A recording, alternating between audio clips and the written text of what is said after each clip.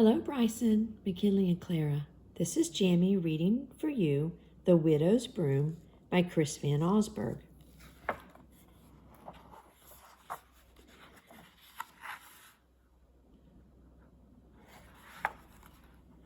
Witches' brooms don't last forever. They grow old, and even the best of them one day lose the power of flight. Fortunately, this does not happen in an instant. A witch can feel the strength slowly leaving her broom. The sudden bursts of energy that once carried her quickly into the sky become weak. Longer and longer running starts are needed for takeoff. Speedy brooms that, in their youth, outraced hawks are passed by slow flying geese. When these things happen, a witch knows it's time to put her old broom aside and have a new one made. On very rare occasions, however, a broom can lose its power without warning and fall, with its passenger, to the earth below, which is just what happened one cold autumn night many years ago.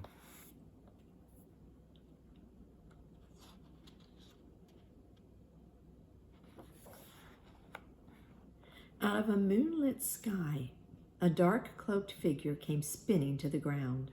The witch, along with her tired broom, landed beside a small white farmhouse, the home of a lonely widow named Minna Shaw. At daybreak, Widow Shaw discovered the witch lying in her vegetable garden.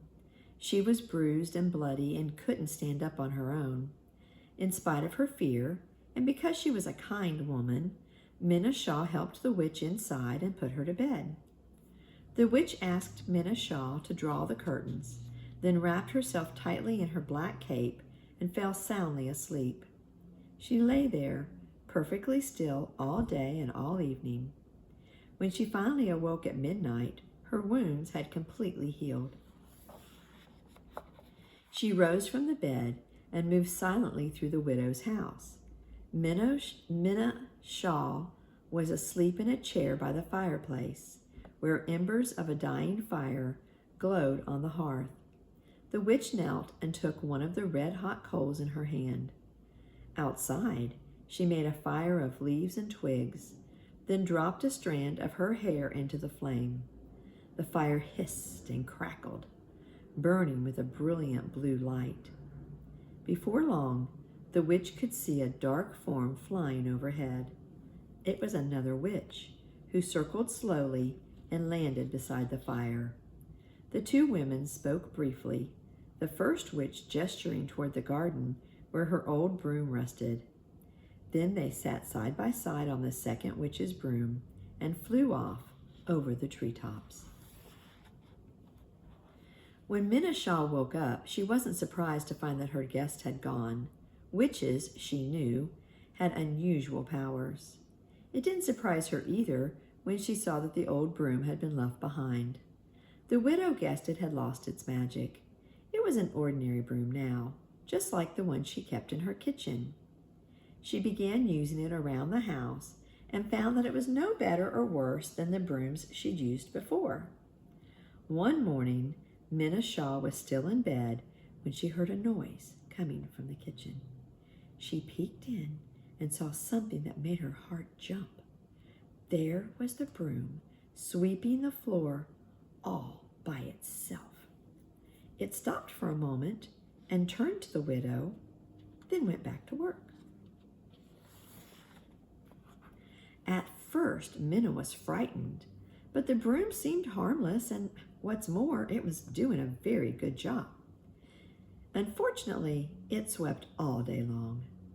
In the evening, to get some peace, she locked the broom in a closet, but when it tapped on the door for more than an hour, Minna felt guilty and let it out. As she lay in bed listening to the broom sweeping each room over and over, she wondered if it could learn to do other things.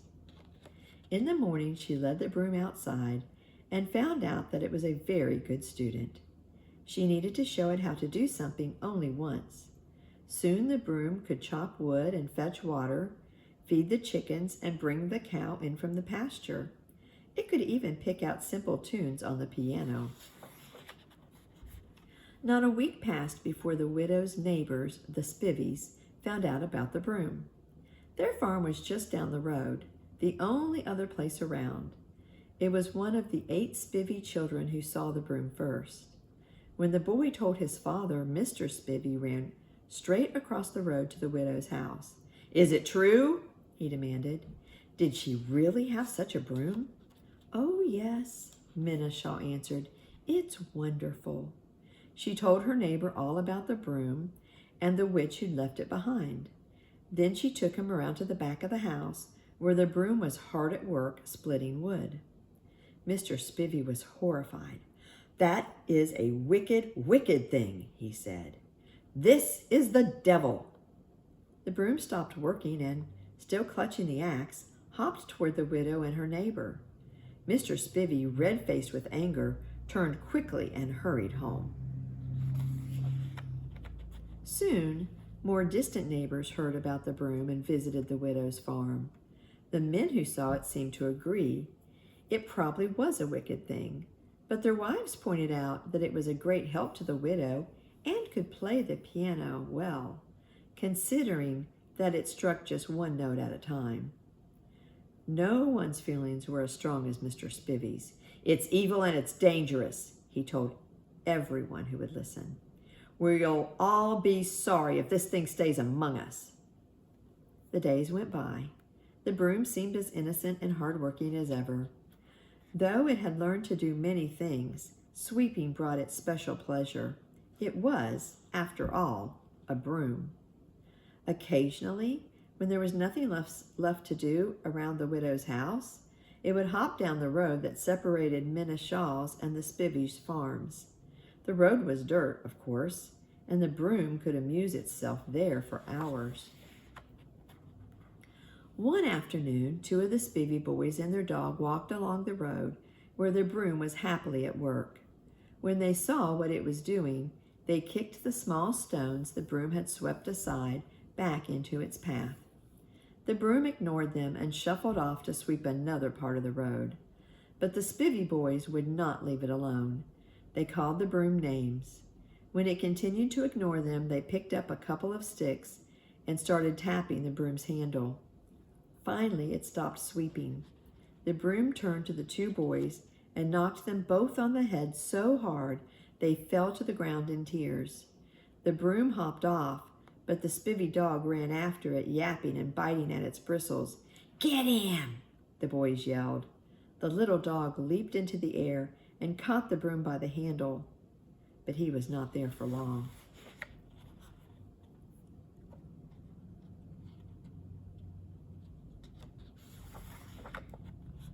That evening, Mr. Spivey drove his wagon up to the widow's house. He was not alone.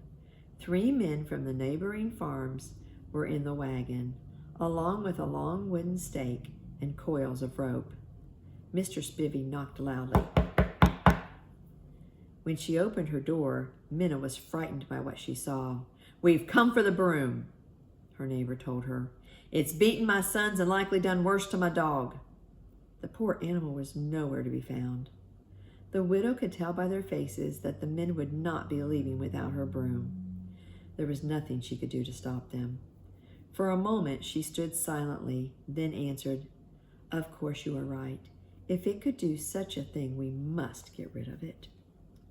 She led the men into her kitchen. "It sleeps in there, in here," she whispered, pointing to a closet. "If you move it carefully, it will not wake up." The men knew how strong the broom was and hoped the widow was right. They opened the closet door, revealing the slumbering broom. One of the farmers took it out and gently held it against the stake, while the others wrapped it in yards of rope.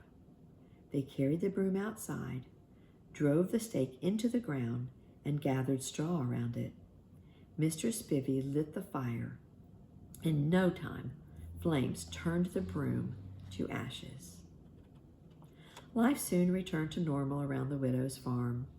The Spivies even found their dog, healthy but hungry, caught in the branches of a tall spruce tree. Then one morning, Minna Shaw called on her neighbors with frightening news. she had seen the ghost of the broom.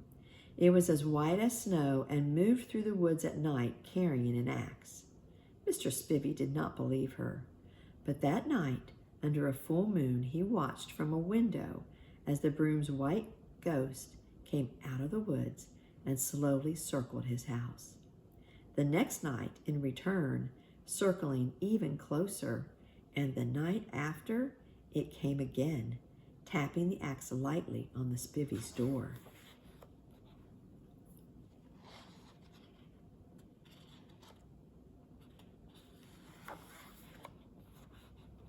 The next morning, Mr. and Mrs. Spivey packed their dearest possessions and 8 children into their wagon.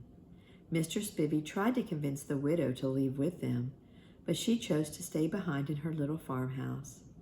She went down the road as the wagon pulled away and waved goodbye to her neighbors. "You're a brave woman," Mr. Spivey called out.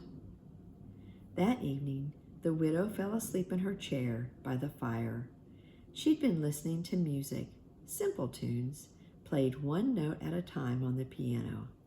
A gentle tap on the shoulder woke her. She looked up and smiled at the broom. Not a ghost at all, but still covered with the coat of white paint she'd given it. "You play so nicely," Minneshaw said. The broom bowed, put a log on the fire, and played another tune. The end. I love you.